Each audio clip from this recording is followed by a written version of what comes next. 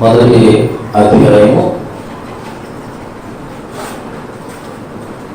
గత 3 వారాల్లో 1 నుంచి 10 వచనాలు మనం ధ్యానం చేసి ఉన్నాము. గత 3 వారాల్లో 1 నుంచి 10 వచనాల వరకు మనము ధ్యానం చేసి ఉన్నాము. మరి ఈ సమయంలో 11వ వచనం నుంచి 17వ వచనం వరకు నేనే చదువుతాను. ఒకసారి మీరు జాగ్రత్తగా మీ బైబిల్ తెరిచి మీరు బైబిల్లో నేను చదువుతున్న మాటలు అలాగే లేదు ఒకసారి గమనించే ప్రయత్నించేది. గలతీయులకు రాసిన పత్రిక మొదటి అధ్యాయం 11 నుంచి సహోదరులారా, నేను ప్రకటించిన సువార్త మనుషుని యోచన ప్రకారమైనది కాదని మీకు తెలియజేస్తున్నాను. మనుషుల ఉన్నత నేను పొందలేదు, నాకెవడనూ దాన్ని బోధించడం లేదు, కానీ యేసుక్రీస్తు బయలుపరచబడింది, అది నాకు లభించింది. పూర్వమందు యూద మతస్థులై ఉన్నప్పుడు నేను దేవుని సంఘమును అపవిత్రంగా హింసించి నాశనం చేయొచ్చు. నా పితరులు బాణపారాచార్య మంది విశేష ఆసక్తిగా వాడినాయి. నా స్వజాతిలో నా సమాన వయస్కులైన అనేకుల కంటే యూదుల మతంలో ఆధిక్యత పొందిందని నా నడవడ గురించి మీరు వింటిది. ఆయనను తల్లి గర్భమందు పడిన మొదలుకొని నన్ను ప్రత్యేకపరిచి తన ఉపచేతనని పిలిచిన దేవుడు నేను అన్ని జనులలో తన కుమారుని ప్రకటించబడని ఆయనను నా ఇందు బయలుపరపడి గ్రహించినప్పుడు మనుష్య మాతృలతో సంప్రదించలేదు.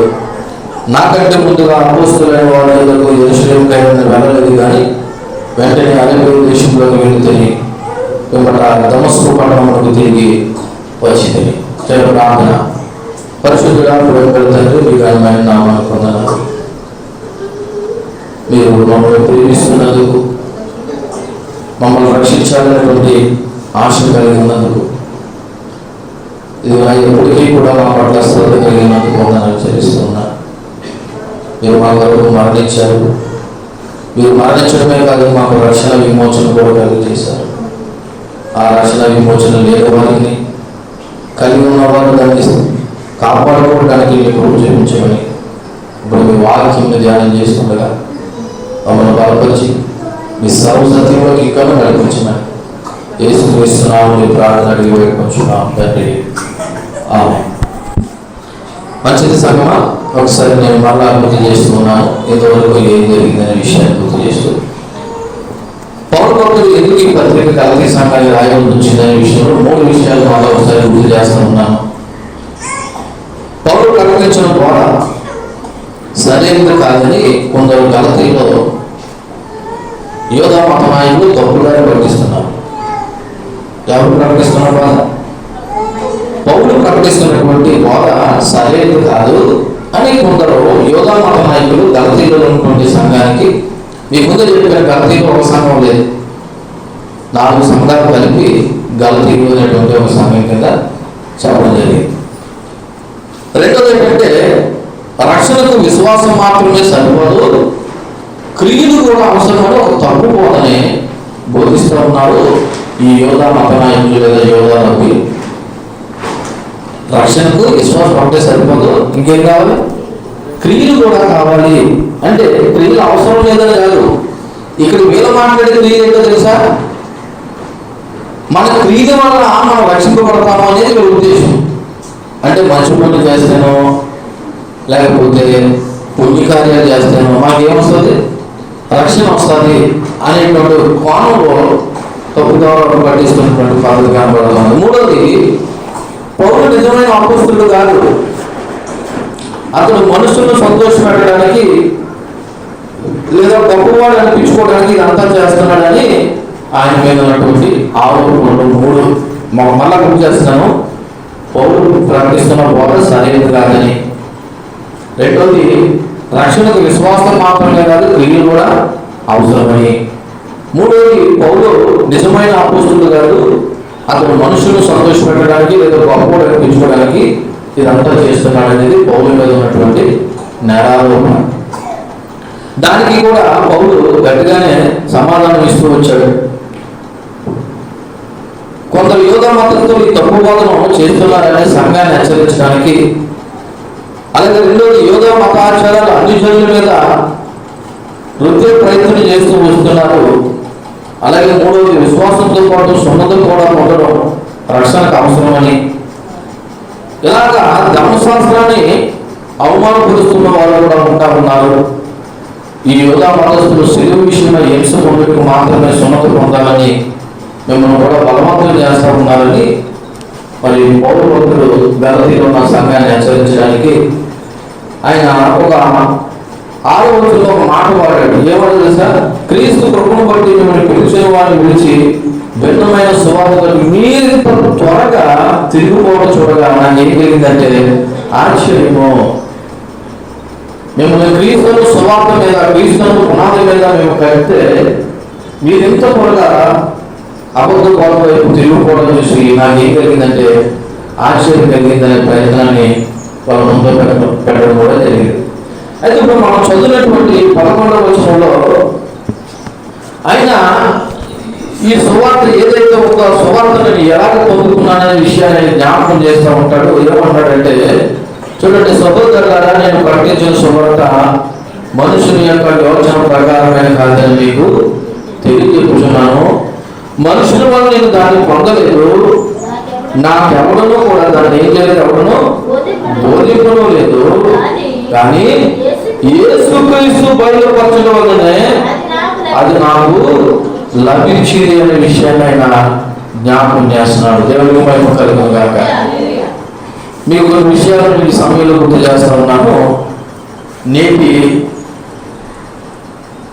స్థానిక పరిస్థితులు కానీ లేదా కొన్ని సంఘాలు ఈ విధంగానే ఉన్నాయి. ఎలా ఉన్నాయన్నది ఒకసారి నేను ముందుగా జ్ఞాపకం చేస్తూ నేను చెప్పాలనుకున్నటువంటి వర్తమానంలో 3 అంశాలు. ఒకటి, సువార్తకు మూలం మనుషులు కాదు, యేసుక్రీస్తే. సువార్తకు మూలం ఎవరు? మనుషులు కాదు, ఎవరు? యేసుక్రీస్తే. రెండవది, సువార్త యొక్క సందేశం కూడా యేసుక్రీస్తే. సువార్త యొక్క సందేశం కూడా యేసుక్రీస్తే. మూడవది, సువార్త యొక్క కార్యము తన ప్రభు చేత దేవుడు మనుషులకు రక్షణ కలుగజేస్తున్నాడు. కేవలం తన ప్రభు చేత మనుషులకు దేవుడు ఏం చేస్తాడు? రక్షణ. సువార్తకు మూలం యేసుక్రీస్తు, సువార్త యొక్క సందేశం యేసుక్రీస్తు, సువార్త యొక్క కార్యము కూడా యేసుక్రీస్తే. అది కూడా తన ప్రభు చేత రక్షణ కలుగజేస్తున్నాడు. ఇప్పుడు పౌరు భక్తుడు చెప్తున్నాడు, నేను ప్రకటిస్తున్న సువార్తకు మూలము ఏ మనుషుడు కాదు, దానికి మూలం ఎవరంటే యేసుక్రీస్తే. మీరు అంటున్నారు కదా, లేదా కొంతమంది అనుకుంటున్నారు కదా. ఏమని అనుకుంటారంటే, అపోస్తలుడైన పౌలు నిజమైన అపోస్తలుడు కాదు, ఆయన ఎవరిని సంతోషపెడుతున్నాడు? మనుషులను సంతోషపెట్టడానికి, గొప్పవాడు అనిపించుకోవడానికి ఆయన ఎలా మాట్లాడుతున్నారని అంటారు కదా. ఇదిగో నేను ప్రకటిస్తున్న సువార్త నేను ఏ మనుషుల వల్ల నేర్చుకోలేదు అని ఆయన క్లారిటీగా చెప్తున్నాడు. సహోదరులారా, నేను ప్రకటించిన సువార్త మనుషుని యొక్క ఆలోచన ప్రకారమైనది కాదు కాదని మీకు తెలియజెప్పుచున్నాను. మనుషుల వల్ల నేను దాన్ని పొందలేదు. అంటే ఏ మనుషులు నాకు ట్రైనింగ్ ఇవ్వలేదు. తర్వాత నాకెవడనూ కూడా దాన్ని ఏం చేయలేదు, బోధింపడం లేదు. కానీ యేసుక్రీస్తు బయలుపరచడం వల్ల మాత్రమే అది నాకు లభించింది అంటున్నాడు. మరొక మాట కూడా అక్కడే, ఎక్కడ 16వ వచనం కూడా చదువుతాం. ఆయనను నా యందు బయలుపరపడినప్పుడు మనుషులు మాత్రులతో నేను ఏం చేయలేదు, సంప్రదించలేదు. యేసుక్రీస్తును సువార్త ప్రకటించడానికి నేను ఎవరి దగ్గరికి వెళ్ళి నేను ఎవరిని ఏం చేయలేదు, సంప్రదించలేదు. మరి ఏం చేశాడంట? అక్కడ రాయబడిన మాట 17వ వచనం, నాకంటే ముందుగా అపోస్తలులైన వారి యొద్దకు కూడా నేను వెళ్ళలేదు, యెరూషలేముకైనా నేను వెళ్ళలేదు. కానీ అరేబియా దేశంలోకి వెళ్ళి తిని పిమ్మట దమస్కు పట్టణమునకు తిరిగి వచ్చి తిని. ఎందుకు అరేబియా దేశానికి వెళ్ళాడంటే, మరి చరిత్రకారులు పండితులు చెప్తున్న మాట ఏంటంటే, ఆయన 3 సంవత్సరాలు యేసుక్రీస్తు యొక్క పాదాల యొక్క ఆయన ట్రైనింగ్ తీసుకున్నాడు. ఆయన ప్రకటిస్తున్న సువార్త నేరుగా ఎవరు బోధించారంటే యేసుక్రీస్తు మాత్రమే బోధించాడు. ఆ మాటకు వస్తే అపోస్తలుల కంటే ఎక్కువ మరి పౌరు భక్తుడు యేసుక్రీస్తు దగ్గర నేర్చుకున్నాడనే చెప్పాలి. ఎందుకంటే యేసు ప్రభు యొక్క పరిచర్యలో అపోస్తలులు కూడా తిరుగుతూ నేర్చుకున్నామైతే ఈ ప్రత్యేకంగా ప్రభు పాదాల దగ్గర ఉండి నేర్చుకున్నాడు. తర్వాత ఆయన దమస్కుకు వచ్చాడు అనే విషయాన్ని మొదలుగా తన మీద ఎవరైతే అభియోగం చేశారో లేదా నేరారోపణలు చేశారో వాళ్ళకి సమాధానం చెప్తున్నాడు. ఎందుకు ఈ మాట చెప్పాల్సి వచ్చిందంటే, ఇప్పుడు పౌరుల మీద ఏదో నిందేశారని కాదు, ఇప్పుడు ఆయన చెప్తున్న సువార్త నిజంగానే అంటున్నారు. అది పౌరులు నిజంగా అపోస్తలుడు కాదంటే వేరే విషయం, పౌరులు అపోస్తలుడు కాదంటే అది వేరే విషయం. కానీ ఇక్కడ పౌరులు చెప్తున్న సువార్త సత్యం కాదంటున్నారు. పైగా పౌరులు అంత క్లారిటీగా ఎందుకు ఈ మాట చెప్తున్నాడంటే, నేను మనుషుల దగ్గర నేర్చుకోలేదు బాబు ఈ సువార్త. ఎవరు నేర్పారంటే నాకు కేవలం యేసుక్రీస్తు వారు మాత్రమే నాకు నేర్పారు. అంటే నేను సువార్త ప్రకటిస్తున్నానంటే ఈ సువార్తకి మూలం ఎవరన్నమాట? యేసుక్రీస్తు. అయితే ఇక్కడ మరొక ముందే కొంతమంది ఈ విధంగా ప్రకటన చేస్తూ ఉంటారు. ఎలా చెప్పినా నేను పలానా అయ్యగారి వల్ల మారాను, నేను పలానా అయ్యగారి వల్ల నేను రక్షణలోకి వచ్చాను. ఇలాంటి మాట మీరు విన్నారా? సాక్ష్యాలు వింటారు. ఎందుకంటే ఈ రోజున ఇది ఒక అబద్ధం. ఏ అయ్యగారి వల్ల నీకు రక్షణ రాదు, మనుషుల వల్ల రక్షణ రాదు, కేవలం యేసుక్రీస్తు వల్ల మాత్రమే రక్షణ. అది కూడా దేవుడు సువార్త ద్వారా రక్షణ. ఈ విషయం మనకు అర్థం అవ్వాలి. దేవుడికి మనకి రక్షణ అనేది కేవలం దేవుడి యొక్క సువార్త వినడం ద్వారా కలుగుతుంది. ఏ అయ్యగారి వల్ల నీకు రక్షణ రాదు, ఏ అయ్యగారి వల్ల నీకు మారు మనసు అనుభవం కూడా రాదు. అయ్యగారిని దేవుడు వాడుకుంటున్నాడు అంతే. ఆయన పాత్రలు ఏ అయ్యగారైనా పాత్ర అంతే. కానీ అయ్యగారే నీకు రక్షణ ఎవరు? ఈరోజు చాలా మంది రక్షణ అనేది పలానా అయ్యగారి దగ్గరికి వెళ్తే నాకు వస్తుంది అని అనేవారు ఉన్నారు. అలాగే కొంతమంది ఇలా కూడా భావిస్తారు. ఎలా చెప్పినా చర్చి వెలుగు వెళ్తే మనకు రక్షణ వస్తుంది, మనం మందిరంలో ఫ్యాన్ ఉంటే, కుర్చీలు ఉంటాయి, లేకపోతే వాయిద్యాలు ఉంటాయి, లేదా బాణులు వేల రూపాయలు కోట్ల రూపాయలు వేస్తే మాకేమొస్తుంది? రక్షణ వస్తుంది అనుకుంటా ఉంటారు. నిజానికి ఈ ఏడు వల్ల రక్షణ ఏమి రాదు. మందిరంలో అవసరమైనవి నువ్వు అంటున్నావంటే పరిచర్యకు సహకారంగా ఉంటున్నావని అర్థం తప్ప నువ్వు ఇచ్చే దేవుడి వల్ల కూడా నీకు రక్షణ అనేది రాదు. కేవలం రక్షణ అనేది దేవుని యొక్క సువార్త వల్ల మాత్రమే కలుగుతుంది. కాబట్టి నేను అటువంటి సువార్తను ప్రకటిస్తున్నాను, అది కేవలం నేను యేసుక్రీస్తు దగ్గర నేర్చుకున్నాను అంటున్నాడు. ఏమిటి ఆ సువార్త? ఒకసారి మనం జ్ఞాపకం చేసుకుందాం. మార్కు సువార్త 1వ అధ్యాయము 1వ వచనాన్ని నేను చదువుతూ ఉన్నాను. ఒకసారి చూడండి. మార్కు సువార్త 1వ అధ్యాయము 1వ వచనంలో, దేవుడు కుమారుడైన యేసుక్రీస్తు సువార్త ప్రారంభము. మార్కు ప్రారంభించడమే ఎవరు ప్రారంభించాడు? దేవుడు కుమారుడైన యేసుక్రీస్తు యొక్క సువార్త ఇది. ఈ కొత్త నిబంధన అంతా మనకి ఏమి నేర్పుతుందంటే, తన లేఖనాల ద్వారా దేవుడు సువార్తను ప్రజలకి తెలియపరుస్తున్నాడు లేదా ప్రకటిస్తున్నాడు.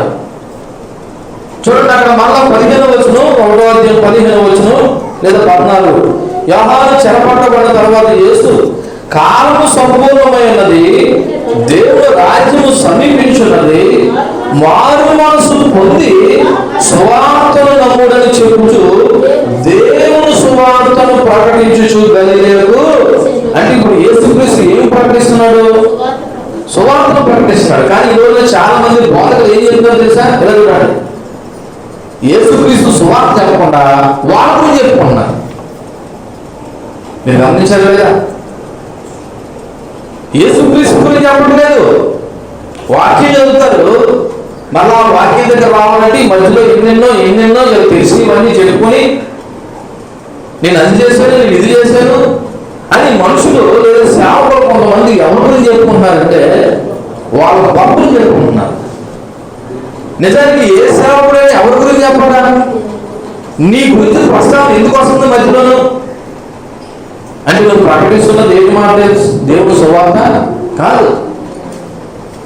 చూడండి, ఇక్కడ దేవుడు ఏమి చెప్తున్నాడంటే, దేవుడు రాజ్యం సమీపించున్నది, మారు మనసు పొంది సువార్తను నమ్ముడని చెప్పుచు దేవుని సువార్తను ప్రకటిస్తున్నాడు.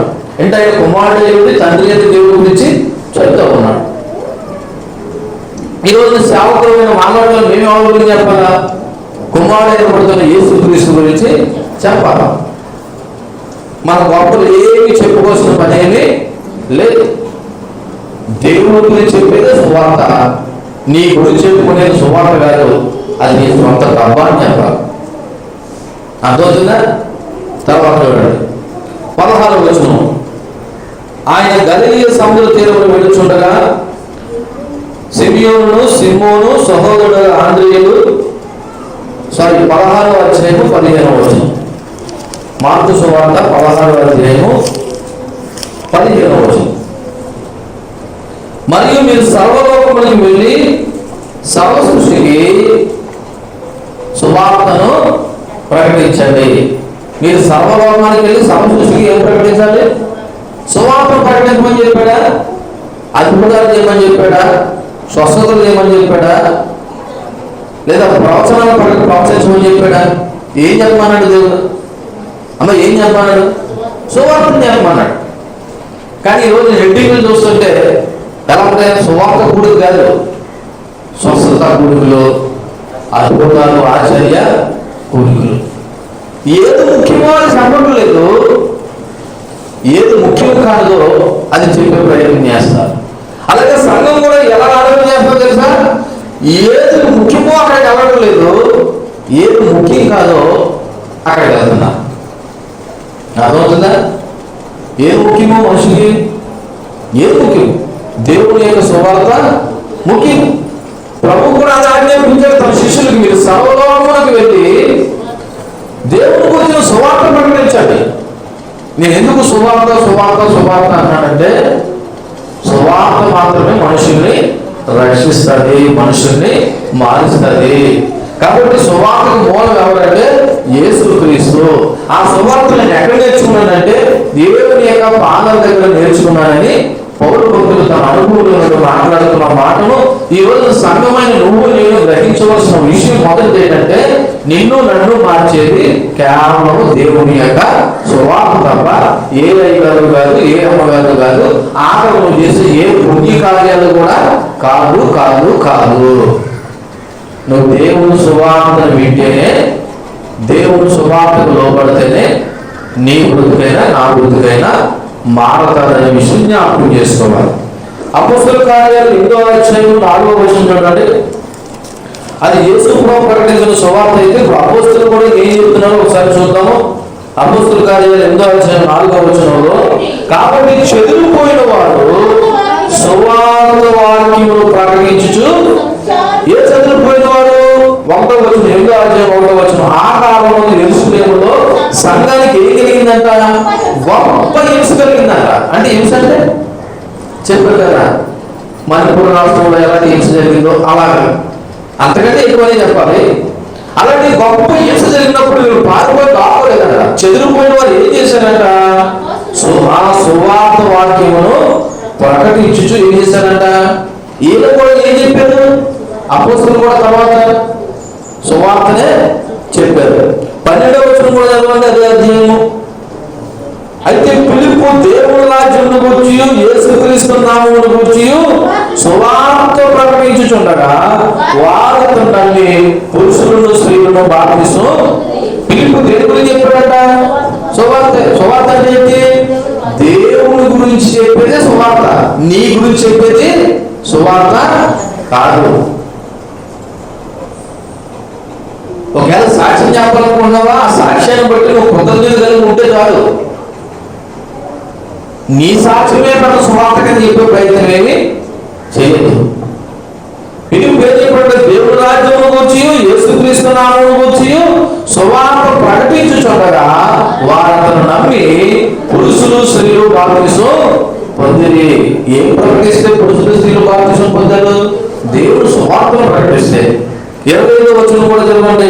25వ వచనం. అంతటా వారు సాక్ష్యం ఇచ్చుచు ప్రభు వాక్యము బోధించి యెరూషలేముకు తిరిగి వెళ్ళుచు సమరయులు అనేక గ్రామాల్లో ఏం ప్రకటిస్తూ వచ్చారంటే వాళ్ళు సువార్త ప్రకటిస్తూ వచ్చారు. దేవునికి మహిమ కలుగునుగాక. ఇక్కడ చూస్తే చూడండి 35వ వచనం, పిలుపు నోరు తెరిచి ఆ లేఖనములను అనుసరించి అతనికి యేసును గూర్చిన సువార్త, ఎవరు గురించిన సువార్త? యేసును గూర్చిన సువార్త ప్రకటించెను. అలాగే 40వ వచనం, అయితే పిలుపు అజోతులో కనపడెను. అక్కడ నుండి కైసరికి వచ్చే వరకు అతడు పట్టణములన్నింటిలో సంచరించుచు సువార్త ప్రకటించుచు వచ్చెను. దేవునికి మహిమ కలుగునుగాక.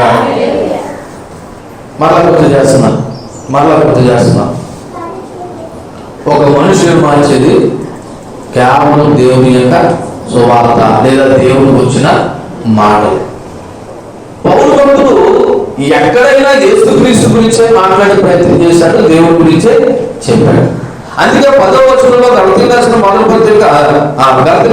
అధ్యాయంలో 10వ వచనంలో, ఇప్పుడు నేను మనుషుల దగ్గర సంపాదించుకుని చూస్తున్నా, దేవుని దగ్గర సంపాదించుకుని చూస్తున్నా, నేను మనుషులను సంతోషపెట్టేవాడు చూస్తున్నా, నేను ఎన్నప్పటికీ మనుషులను సంతోషపెట్టేవాడైతే క్రీస్తు దాసులను కాకపోతున్నాను. అంటే ఇప్పుడు పౌలు ఎవరు సంతోషపెట్టడానికి వాక్యం చెప్పట్లేదైనా, మనుషులు సంతోషపెట్టడానికి వాక్యము చెప్పట్లేదు.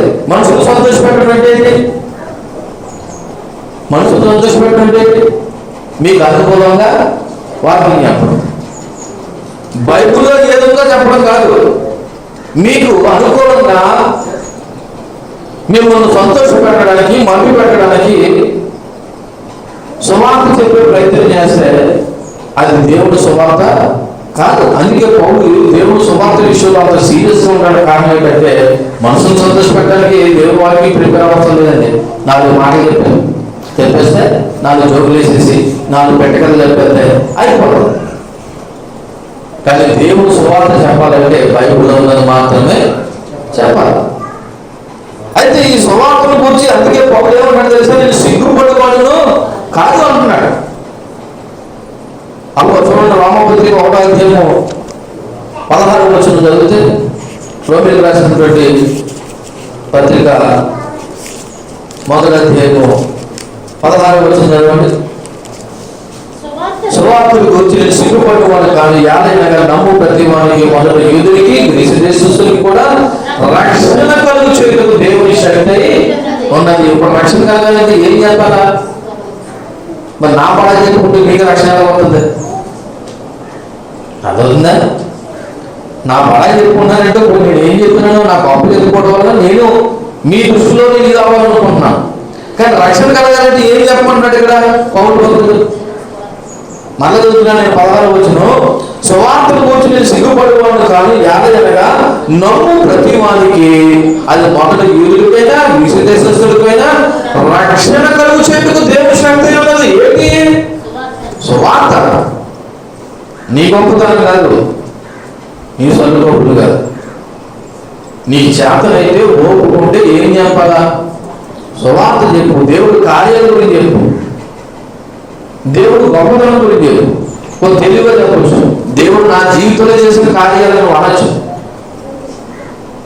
దేవుడు నీ జీవితంలో చేసిన కార్యాలైతే వ్యక్తిగతంగా కృతజ్ఞత కలిగి ఇంకా ప్రభువు మీద ఆధారపడుతూ ఉంటే సరిపోతుంది. కాబట్టి సువార్త మనుషులకు రక్షణ కలుగు చేస్తుందనే విషయం అక్కడ మనకి అర్థమవుతుంది. అయితే ఈ సువార్త ఇలా చూడండి, మన సొంత సువార్త కాకూడదని చెప్తున్నాను. ఎవరు చెప్పినా క్రీస్తులను పునాది మీద అపుస్తులు వేసినటువంటి దాని మీద చెప్పాలి. ఏ ఇల్లుకైనా పునాది ఉంటుందా? 2 పునాదులు ఉంటాయా? ఒకటే పునాది ఉండాలి. అవసరమైతే స్లాబ్ మీద slab, first floor, second floor, third floor అని ఉంటుంది. కానీ పునాది మాత్రం, ఇప్పుడు ఏ పాస్టర్ గారు చెప్పినా క్రీస్తును ఆధారం చేసుకుని క్రీస్తును పునాది మీద ఏం చేయాలి? వాక్యాన్ని చెప్పాలి. ఇప్పుడు యేసుక్రీస్తు పునాది అనుకుంటే అపోస్తలులు ఫస్ట్ ఫ్లోర్ ఏంటి? అపోస్తలులు ఫస్ట్ ఫ్లోర్, తర్వాత పౌలు గారి సెకండ్ ఫ్లోర్ అనుకున్నాం. అలా చెప్పుకుంటూ ఉంటే ప్రతి సేవకుడు అపోస్తలులు చెప్పిన సువార్తను ఆధారం చేసుకుంటే చెప్పాలి తప్ప నాకు నచ్చినట్టుగా నేను, మీకు నచ్చినట్టుగా మీరు చెప్పకూడదు. ఎందుకంటే ఎవరు చెప్పినా క్రీస్తును పునాది దగ్గరికి రావాలంతే. చదువున్న మాట ఎపిసోడ్ రాసిన పత్రిక 2వ అధ్యాయము 20వ వచనం చదువుతాం. ఎపిసోడ్ రాసిన పత్రిక 2వ అధ్యాయం 20వ వచనం. క్రీస్తు యేసే ముఖ్యమైన మూలరాయి ఉండగా అపోస్తలులను ప్రవక్తలు వేసిన పునాది మీద మీరు కట్టబడి ఉన్నారు. ఇప్పుడు ఎవరైనా ఏ పాస్టర్ గారైనా సంఘాన్ని కట్టాలంటే దేని మీద కట్టాలి? క్రీస్తును పునాది మీదే కట్టాలి. క్రీస్తును పక్కన పెట్టి, అందుకే చెప్తున్నాను, ఎవరు చెప్పినా వాక్యమే అనుకోకండి, ఏం చెప్పినా వాక్యమే అని అనుకోకండి. అది నేనైనా ఎవరైనా చెబుతున్న వాక్యము క్రీస్తును ఆధారంగా చేసుకుని చెప్తున్నావా లేదన్నది ఆలోచన చేయాలి. ఎందుకంటే ఎవరు వాక్యం చెప్పినా క్రీస్తును బండ మీదే, క్రీస్తును పునాది మీదే ఏం చేయాలా? వాక్యాన్ని నిర్మింపు చేయాలి. దేవుడికి మహిమ కలుగును గాక. అందుకే పౌలు భక్తుడు నేను ఎప్పుడు మనుషులను సంతోషపెట్టుకునేవాడు అన్నాడు. అందుకే ఎందుకని మనుషులు సంతోషపెట్టేవాడు క్రీస్తును పునాది మీద ఏ కట్టడం? సంఘాన్ని కట్టలేడు. అందుకే 10వ వచనంలో నేను మనుషులు సంతోషపెట్టేవాడు కాకపోదును, నేను దేవుడికే దాసును నేను ఎందుకు అన్నాడంటే క్రీస్తును పునాది మీద సంఘాన్ని కట్టాలి కాబట్టి. కొరింథీయులకు రాసిన మొదటి పత్రిక 2వ అధ్యాయము 5వ వచనం చదువుతాం. కొరింథీయులకు రాసిన మొదటి పత్రిక 2వ అధ్యాయము 5వ వచనం ఏమన్నా అయిపోయింది అక్కడ? మీ విశ్వాసము మనుషులు జ్ఞానమును ఆధారం చేసుకొనక దేవుని శక్తిని ఆధారం చేసుకుని ఉండవాలని నేను మాట్లాడినను సువార్త ప్రకటించినను జ్ఞానయుక్తమైన తీయని మాటలు వినియోగింపక పరిశుద్ధాత్మయు దేవుని శక్తిని కనుపరచు దృష్టాంతమునే వినియోగించింది. పౌలు భక్తుడు చెప్తున్నాడు, నేను సువార్తను ఎలా ప్రకటించిన విషయాన్ని చెప్తున్నాడు చూడండి. మనుషుల జ్ఞానాన్ని ఆధారం చేసుకోకుండా దేవుని శక్తిని ఆధారం చేసుకున్నానని నేను మాట్లాడినను సువార్త ప్రకటించినను జ్ఞానయుక్తమైన తీయని మాటలు. కొంతమంది చాలా తీయగా మాట్లాడతారండి వాక్యంలోనే, వాక్యం చెప్తుండగానే అబ్బా ఇలాంటి పాస్టర్ గారికి, ఈ పాస్టర్ గారికి ఇంకెవరు మాట్లాడలేదన్నట్టుగా. చూడండి, జ్ఞానయుక్తమైన తీయని మాటలను వినియోగింపక ఏంటి? పరిశుద్ధాత్మయు దేవుని శక్తియు కనిపరిచే దృష్టాంతాలని మీకు నేనేం చేశానంటే వినియోగించాను తప్ప ఏదో మధ్య మధ్యలో మిమ్మల్ని తీయరాలిగా లేకపోతే మరొకటి మిమ్మల్ని మరుపు పెట్టడానికి నేను తీయని మాటలను వినియోగించలేదు అన్నాడు. ఎందుకంటే పౌరు భక్తులు తెలుసు క్రీస్తు బండ మీద సంఘాన్ని కట్టాలి. తెస్సలోనికీయులకు రాసిన మొదటి పత్రిక 2వ అధ్యాయం 4వ వచనం కూడా చదివినట్లయితే, తెస్సలోనికీయులకు రాసిన మొదటి పత్రిక 2వ అధ్యాయం 4వ వచనంలో కూడా సువార్తను మాకు అప్పగించుటకు యోగ్యులమని దేవుని వలన ఎంచబడిన వారునే మనుషులను సంతోషపెట్టేవారు కాక మన హృదయములను పరీక్షించు దేవుని సంతోషపెట్టువారమై. అంటే ప్రతి సేవకుడు ఎవరు సంతోషపెట్టాలి? దేవుని సంతోషపెట్టాలి. కానీ ఈరోజు నాకు కొంతమంది సేవకులు ఎవరు సంతోషపెడుతున్నారు? మనుషులు సంతోషపెడుతున్నారు. ఎందుకు మనుషులు సంతోషపెడుతున్నారంటే వాళ్ళు మనుషుల మీద ఆధారపడి బ్రతుకుతున్నారు తప్ప దేవుని మీద ఆధారపడి బ్రతకట్లేదు. కానీ పౌలు భక్తుడు అంటున్నాడు, మేము మనుషులు సంతోషపెట్టువారుగా కాకుండా మా హృదయాలను పరీక్షించు దేవుడినే సంతోషపెడుతున్నామనే విషయాన్ని జ్ఞాపకం చేస్తున్నాడు. దేవుడికి మహిమ కలుగును గాక. అయితే ఇప్పుడు ఒక ప్రశ్న వేస్తున్నాను మిమ్మల్ని. ఇప్పుడు సువార్తకు మూలము ఎవరని చెప్పాను? యేసుక్రీస్తు అని చెప్పాను కదా, దేవుడు అని చెప్పాను కదా. ఇప్పుడు నేను అడుగుతున్నాను, నువ్వు రక్షింపబడ్డావడానికి నీ మూలం ఏంటి? అంటే యేసుక్రీస్తు సువార్త వినడంతోనే నేను రక్షింపబడ్డానని చెప్పగలవా? లేదా నా జీవితంలో జరిగిన అద్భుతాన్ని బట్టి, స్వస్థతను బట్టి, లేకపోతే మరో దాన్ని బట్టి అని చెప్పగలవా? ఎందుకంటే మీకు ఒక చిన్నపాటి ఇలా చూడండి ఉపమానాన్ని మీకు గుర్తు చేయాలి. ఒక క్రైస్తవ తండ్రి ఉన్నాడు. వాళ్ళ అమ్మ క్రైస్తవురాలే, వాళ్ళ అమ్మమ్మ క్రైస్తవురాలే, వాళ్ళ అమ్మమ్మ క్రైస్తవురాలే. ఇప్పుడున్న ఆయన తన కొడుకు కూడా క్రైస్తవులే. సో క్రైస్తవులు అయ్యారని రక్షణ రాదు. ఏంటండి? క్రైస్తవులు అయ్యారని రక్షణ రాదు. ప్రతి ఒక్కరూ క్రీస్తును కలిగి ఉంటేనే ఏమొస్తుంది? రక్షణ వస్తుంది. ప్రతి ఒక్కరు ఎవరు కలిగి ఉండాలా? క్రీస్తుని కలిగి ఉండాలా. మా ఇంట్లో వాళ్ళందరూ క్రైస్తవులు కాబట్టి మేము, లేదా మా ఇంట్లో వాళ్ళందరూ ప్రభుత్వం అనుకున్నారు కాబట్టి మేము ఆటోమేటిక్గా రక్షణ వచ్చేసిందని అనుకోవడానికి వీలు లేదు. రక్షణ అనేది ఎవరికి వాళ్ళే వ్యక్తిగతంగా దేవుడి దగ్గర పొందుకోవాల్సింది. దేవుడికి మహిమ కలుగును గాక. ఇప్పుడు నేను మిమ్మల్ని అడుగుతున్నాను, మీరు రక్షణ ఎలా పొందుకున్నారని అడుగుతున్నాను మిమ్మల్ని మీరు రక్షణ ఎలా పొందుకున్నారు? యేసుక్రీస్తు సువార్త వింటేనే పొందుకున్నారా, లేదా మరో దాన్ని బట్టి మీరు పొందుకున్నారా? మీరు మరో దాన్ని బట్టి మీరు ఇంకా రక్షణ ఊళ్ళో లేదంటే. ఎందుకంటే మళ్ళా చెప్తున్నాను, ఎంతవరకు మనం విన్నాము, ఒక వ్యక్తిని రక్షణ ఇచ్చేదేంటి? దేవుని యొక్క సువార్త.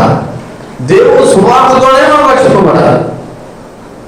మా ఇంట్లో ఇది జరిగిందండి, అందుకే నేను యేసుప్రభువుని నమ్ముకున్నానండి, లేదా మా కూతురు పెట్టి ఇలా జరిగిందండి, లేదా మా కొడుకు ఇలా జరిగిందండి, అందుకని నేను దేవుని నమ్ముకున్నానంటే నన్ను అడిగితే నిజమైన రక్షణ కాదు. నువ్వు నమ్ముకోవలసింది, నమ్ముకుంటే అది కేవలం దేవుడికి వచ్చిన సువార్త వినడం ద్వారా మాత్రమే నీకు రక్షణ అనుకున్నావా తప్ప నీ జీవితంలో జరిగిన దాన్ని బట్టి నాకు రక్షణ అంటే అది కాదు. కాబట్టి ఒకసారి సరి చేసుకునే ప్రయత్నం చేద్దాం. రెండో మాటలోకి వస్తున్నాను. రెండోది ఏంటంటే సువార్త యొక్క సందేశము ఎవరంటే యేసుక్రీస్తే. చూడండి 15వ వచనం, గలతీ రాసిన పత్రిక 15వ వచనం. ఆయనను తల్లి గర్భమునందు మొదలుకొని నన్ను ప్రత్యేకపరిచి తన కృప చేత పిలిచిన దేవుడు, నేను అన్యజనులలో తన కుమారుని ప్రకటించవలనని. దేవుడికి మహిమ కలుగును గాక.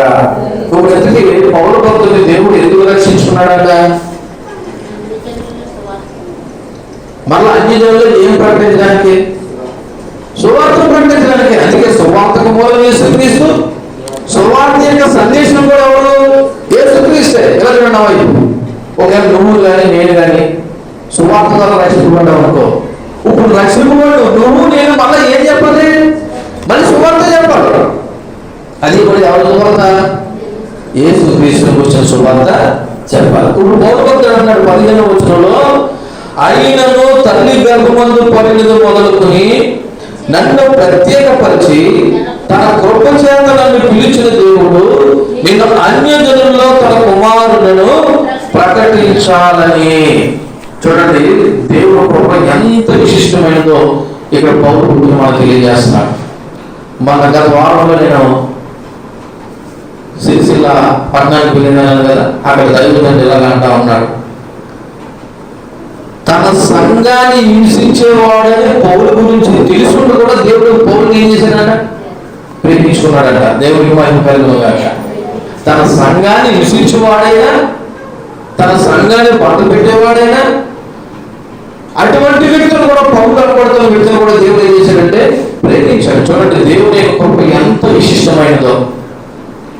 దేవుడు సంఘాన్ని హింసిస్తూ తనకి వ్యతిరేకంగా చెరలేడుతున్న పౌరుని దేవుడు పిలిచి తన హృదయాన్ని మార్చి క్షమించి తన సువార్త కోసం నిలబడేలా చేసుకున్నాడు దేవుడు. పౌరు జీవితంలోనే జరిగినట్లే మన జీవితంలో కూడా దేవుని కృప మన కఠిన హృదయాన్ని కూడా ఎలా మారుస్తుందో మార్చగలము అన్నది మనం గ్రహించాలి. అటువంటి అనుభవం నువ్వు నేను రావాలి. అయితే మన పాప స్వభావం నుండి పరిశుద్ధ స్వభావం కలిగి ఉండేదాన్ని దేవుడు మనల్ని మారుస్తాడు. పౌరులు కూడా అలాగే మార్చాడు. అదే అంటున్నాడు. చూడండి, పౌరులు అంట తన సంఘాన్ని హింసించాడట. చూడండి, ఎక్కడది? 13వ వచనం. పూర్వం మందు యోధా మతస్థుడై ఉన్నప్పుడు నేను దేవుని సంఘమును అపరిమితముగా హింసించి నాశనం చేయొచ్చు. అపరిమితంగా పెట్టి ఇంక పరిమితి లేదు. ఇంక పొద్దులు లేస్తే సౌలు పని లేదా పౌలు పని ఏంటంటే దేవుని సంఘాన్ని హింసించడం. ఇంక ఇదే పని, ఇదో పనికి పెట్టుకుని ఉంటాయి. ఎప్పుడు పూర్వము యోధా మతస్థుడుగా ఉన్నప్పుడు. కానీ దేవుని వెతుక్కుంటూ మనుషులు వెళ్ళరు కానీ, ఇలా చూడండి, దేవుని వెతుక్కుంటూ మనుషులు వెళ్ళరు కానీ దేవుని మనుషుల్ని వెతుక్కుంటూ వస్తాడన్నట్టు పౌలు యొక్క మారే విధానం సాదృశ్యంగా ఉంది. ఎందుకంటే దేవుడు కృపని వెతుకుపోతే అందరూ నిత్య నాశనం పోవలసిన వారున్నాయి. దేవుడు ప్రభుత్వం అందరూ ఎక్కడ పోవాల్సిన వారే? నిత్య నాశనానికి పోవాల్సిన వారమే. కానీ దేవుడు మొదటే మనల్ని ప్రేమించాడు. యోహాను మొదటి పత్రిక 4వ అధ్యాయం 19వ వచనంలో ఆ మాట మనకి తెలియపరచబడుతుంది. యోహాను మొదటి పత్రిక 4వ అధ్యాయం 19వ వచనం ఎవరు రాయబడిన దగ్గర, ఆయనే మొదట మనం ప్రేమించారు కనుక మనము ప్రేమించుచున్నాము. మొదట ఎవరు ప్రేమించారంట? ఆయనే ప్రేమించాడు మొదట, మనం దేవుని ప్రేమించలేదు. ఒక మాట అడుగుతున్నారు చూడండి, యేసు కూడా మన కొరకు చనిపోవడం ఎవరైనా అడిగారా? ఆయనే మనం ప్రేమించి మన కొరకు చనిపోయాడు. అది దేవుని యొక్క ప్రేమ. అయితే పౌలు ఇక్కడ తన గురించి మాట్లాడుకుంటూ ఒక ప్రత్యేకమైన ప్రణాళికలో భాగంగా నన్ను దేవుడు ప్రత్యేకపరుచుకున్నాడు అంటున్నాడు. ఎలాగంటే ఇర్మీలాగా, యెషయాలాగా. యెషయా కూడా గర్భంలో పుట్టగానే యెహోవా నన్ను పిలుచును, తల్లి నన్ను ఒళ్ళో పెట్టుకుని మొదలుకొని ఆయన నామమును జ్ఞాపకం చేసుకున్నాడని చెప్పేసి యెషయా 49:1 ఉంటుంది. ఇర్మీయా గురించి కూడా గర్భంలో నేను రూపింపబడక మునిపే నేను ఎరిగితిని, నువ్వు గర్భం నుండి బయటపడక మునిపే నేను నిన్ను ప్రతిష్ఠితులని జనములకు ప్రవక్తగా నియమించుతునని ఇర్మీయా 1:5 ఉంటుంది. అలాగే పౌలు భక్తుని కూడా దేవుడు తన సువార్తను ప్రకటించడానికి ఏర్పరచుకున్నాడు. దేవునికి మహిమ కలుగును గాక. హల్లెలూయా. ఇప్పుడు సువార్త యొక్క సందేశం ఏంటంటే ఆయనని ఏం చేయాలి? ఆయన నామాన్ని ప్రకటించాలి. అన్ని జనుల్లో ప్రకటించడానికి పౌలు భక్తుని దేవుడు ఏర్పాటు చేసుకున్నాడు. ఇప్పుడు నేను మిమ్మల్ని అడుగుతున్నాను రెండో ప్రశ్న, ఒకవేళ మీరే కానీ సువార్త వల్ల రక్షింపబడితే మీరు అదే సువార్తను ప్రకటిస్తున్నారా? అర్థమైందన్నమాట. మీరే కానీ సువార్త వల్ల రక్షింపబడితే మీరు పొందుకున్న రక్షణ ఎలా చూడండి. ఒక మాట, ఎవరైనా ఉచితంగా ఎక్కడైనా ఏదైనా ఒక విలువైనటువంటి గిఫ్ట్ ఇస్తున్నారు అనుకున్నాం, డబ్బులు ఏమీ తీసుకోకుండా ఊరకనే ఇస్తున్నారు. నిజానికి నువ్వు ప్రేమించి అందరికీ చెప్పకపోతే నీ ఇంట్లో వాళ్ళకైనా చెప్తావు కదా, ఏమని? అమ్మ పలానా చోట పలానా ఆయన ఊరకనే డబ్బులు తీసుకోకుండా ఇంత సహాయం చేస్తున్నాడు, వెళ్ళు నాకు ఇచ్చినట్టు నీకు కూడా ఇస్తాడు అని చెప్తామని చెప్పమా? వెళ్తానో వెళ్ళకపోవడం తర్వాత విషయం. మరి అటువంటి నువ్వు రక్షింపబడితే నువ్వు పొందుకున్న రక్షణ సువార్తమానం నువ్వెందుకు నీ పొరుగు వారికి ప్రకటించడం లేదు? పౌరు భక్తుడు దేనివల్ల మారాడు? దేవుని యొక్క సువార్త. డైరెక్ట్గా ఆయన సువార్త వినకపోయినా ఆ దమస్కు పట్టణం నందు ప్రత్యేకింపబడి దేవుడు తనతో మాట్లాడిన దాన్ని బట్టి తర్వాత సువార్తను అర్థం చేసుకుని అదే సువార్తను దేవుడు పాదాల దగ్గర నేర్చుకుని అదే సువార్తను అన్ని జనులకి ఏం చేస్తున్నాడు? ప్రకటిస్తున్నాడు. అంటే నువ్వు సువార్త యొక్క సందేశం ఏంటన్నమాట, నువ్వు ఏ సువార్త అయితే ఉన్నావో అదే సువార్త నువ్వేం చేయాలా? ప్రకటించాలి. మరి మనం దేన్ని ప్రకటిస్తున్నాం? లేని విషయాలు చెప్పమంటే మన తర్వాత అది జరిగిందో జరగలేదనే విషయం పక్కన పెడితే ఇంక అటువంటి చెప్పాలంటే మన తర్వాత. కాబట్టి రక్షింపబడిన మనము దేని గురించి చెప్పాలి తెలుసా? దేవుని యొక్క సువార్త గురించి చెప్పాలి. మూడోది నేను చెప్పి ముగించే ప్రయత్నం చేస్తాను. మూడోది ఏంటంటే సువార్త ద్వారా కానీ ఒకవేళ కార్యం నీలో జరిగితే నీలో ఏం కలుగుతుంది తెలుసా? మారు మనసు అనుభవం కలుగుతుంది. ఏం కలుగుతుంది? మారు మనసు. ఎందుకంటే చూడండి, ఇదే పౌలు భక్తులు 13వ వచనం 1వ అధ్యాయం 13వ వచనంలో పూర్వమందు యోధా మతస్థుడై ఉన్నప్పుడు, అంటే పూర్వం ఏ మతస్థుడు? యూదుడు. ఇలా చూడండి, మతంలో ఉన్నవారు పుణ్య మార్చుకుంటారు, యేసుక్రీస్తులో ఉన్నవారు అన్ని మార్చుకుంటారు. ఇలా చూడండి, మతంలో ఉన్నవాడు పుణ్యం మార్చుకుంటాడు, అది నచ్చింది మార్చుకుంటాడు, నచ్చలేనిది మార్చుకోడు.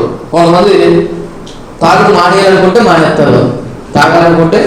కానీ క్రీస్తులో ఉన్నవాడు ఇంకెప్పుడు అలా అనుకోవడానికి లేదు. అందుకే మతం అనేది నేను సంపూర్ణంగా మార్చదు, యేసుక్రీస్తులో మాత్రం నువ్వు సంపూర్ణంగా మార్చబడతాం. ఈయన పూర్వం యోధా మతస్థుడుగా ఉన్నప్పుడు ఏం చేశాడంట?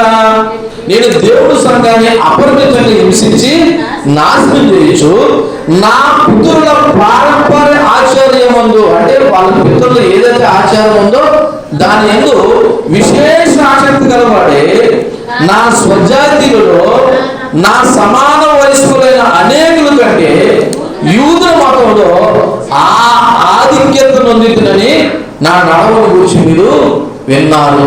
విని పౌలు గురించి అనేవారంటారే ఉంటే పౌలు అన్నాడు రా.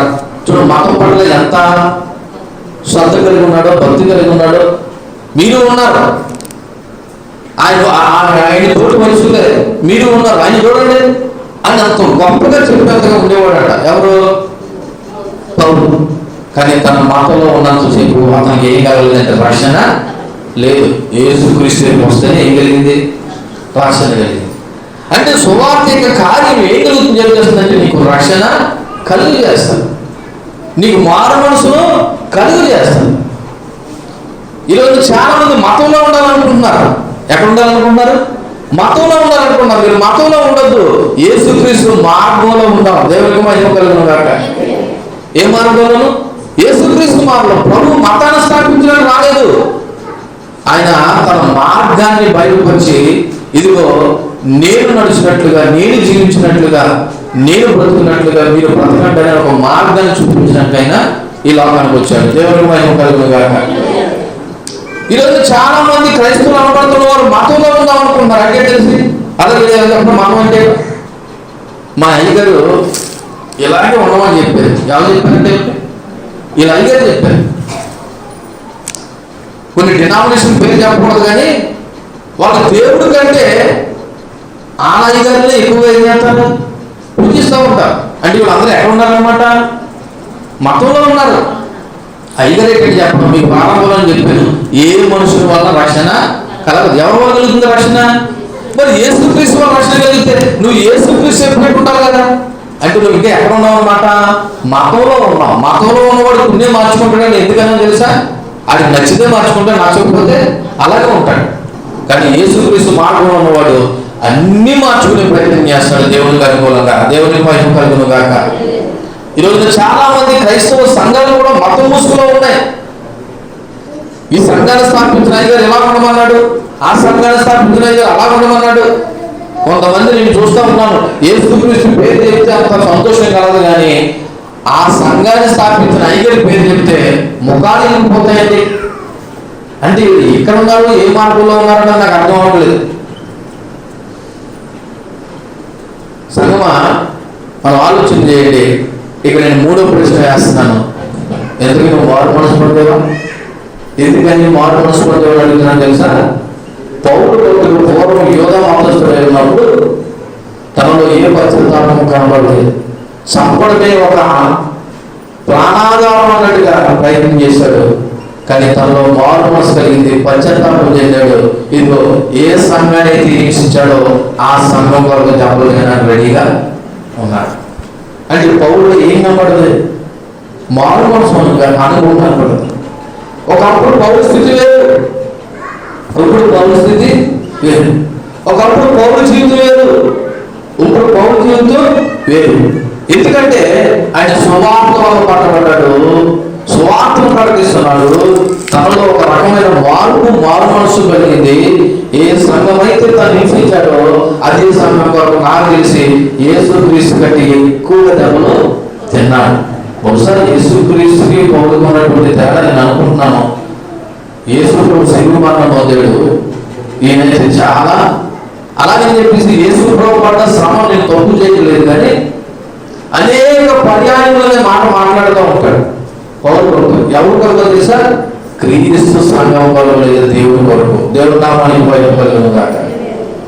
అంటే తనలో ఒక రకమైన మారు మనసు అనుకుంది తనలో కలిగింది. నేను ఏం చెప్పాల్సానంటే, నిజంగా నువ్వు మారు మనసు అందుకుంటే అదే ప్రభు కొరకు నువ్వు ఏదైనా నిందైనా, అవమానమైన, కష్టమైన ఏదైనా జరిగిన అనిపించడానికి సిద్ధంగా ఉంటావు. ఇంకా మనం అనుకున్నది ఏమంటే అలా ప్రవర్తించట్లేదంటే బహుశా గుర్తుపెట్టుకోండి, నువ్వు ఇంకా మారు మనసు పొందట్లేదు. నేను ఎంతవరకు చెప్పిన విషయాలు మరొకసారి నేను గుర్తు చేసి ముగించే ప్రయత్నం చేస్తాను. ఈ గలతీ రాసిన పత్రిక మొదటి అధ్యాయము ఈ 11 నుంచి 17 వచనాల్లో 3 మాటలు ప్రధానంగా. ఒకటి, సువార్తకు మూలం ఎవరంటే మనుషులు కాదు, యేసుక్రీస్తే. రెండోది, సువార్త సందేశం ఏంటంటే అది కూడా యేసుక్రీస్తే. అంటే ఏ సువార్త ద్వారా నువ్వు రక్షింపబడ్డావో, రక్షింపబడ్డ నీవు అదే సువార్తను అన్ని జనుల్లోనూ, సొంత జనుల్లోనూ, సొంత వారిలోనూ మొత్తాన్ని ఏం చేయాలా? ప్రకటించాలి. మూడవది, నిజంగా సువార్త ద్వారా నువ్వు రక్షింపబడినట్లయితే సువార్త కార్యం ఏం కలుగుతుందంటే నీలో మారు మనసు పశ్చాత్తాపం కలుగుతుంది. నేను ఎందుకు ఈ మాట చెప్తానంటే నువ్వు మారకుండా పక్కకు సువార్త చెప్పడం వల్ల ప్రయోజనం లేదు. నీలో మార్పు లేకుండా నువ్వు మారు వాళ్ళు మారమని అంటే ప్రయోజనం లేదు. కానీ పౌలు భక్తుడు తన మారి ఏ సంఘాన్ని హింసించాడో ఆ సంఘం కొరకు తను ఏం చేశాడు తెలుసా? చాలా హింసలు భరించాడు. అందుకే అంటున్నాడు చూడండి ఒకసారి, చూడండి 17వ వచనంలో, గలతీ రాసిన పత్రిక 1వ అధ్యాయం 17వ వచనంలో, నాకంటే ముందుగా అపోస్తలులైన వారి యొద్దకు కానీ యెరూషలేముకు కానీ వెళ్ళలేదు, కానీ వెంటనే అరేబియా దేశంలోకి వెళ్ళి తిని పిమ్మట దమస్కు పట్టణానికి తిరిగి వచ్చి తిని. ఈయన సంఘాన్ని శుద్ధడానికి ముందు ఏ పట్టణానికి వెళ్ళాడు? దమస్కు పట్టణానికి వెళ్ళాడు. ఇప్పుడు మారుమనసు పొందిన తర్వాత మళ్ళీ ఏ పట్టణానికి వచ్చాడు? మళ్ళీ దమస్కు పట్టణానికి వచ్చాడు. ఈసారి దమస్కు పట్టణానికి వచ్చినప్పుడు ఆయన ఈసారి సంఘాన్ని హింసించడానికి రాలేదు. అదే సంఘానికి క్రీస్తు సువార్తను ప్రకటించడానికి వచ్చాడు. అంటే తనలో ఏం కలిగింది? నిజంగా నువ్వు సువార్త వల్ల రక్షింపబడితే నీలో మారు మనసు కలుగుతుంది. సువార్త వల్ల రక్షణ లేకుండా నేను ఆ కార్యం వల్ల దీనివల్ల నమ్మేను అనుకుంటే ఆ నమ్మకం ఉన్న చేత ఉంటావు, తర్వాత మళ్ళీ ఏమైపోతావు? పోతావు. కాబట్టి నేను ముగిస్తున్నాను. సువార్తకు మూలం యేసుక్రీస్తు, సువార్త యొక్క సందేశం యేసుక్రీస్తు, సువార్త కార్యము కూడా యేసుక్రీస్తు తన ప్రభు చేత మనల్ని రక్షించాడు. కాబట్టి నువ్వు రక్షణ పొందుకున్నావా? పొందుకున్న నీవు అదే సువార్తను ప్రకటిస్తున్నావా? అదే సువార్తను ప్రకటించడానికి ముందు నువ్వు మారు మనసు పొందావా లేదన్నదే ఆలోచన చేసుకో. దేవుడి మాటలు మన ఇంట్లో దీపించి ఫలింపు చేయనుగాక. ఆమె కళ్ళు మూసుకుందాం, ప్రార్థన చేసుకుందాం. ఇలా వాక్యాన్ని బట్టి ప్రభు మాకు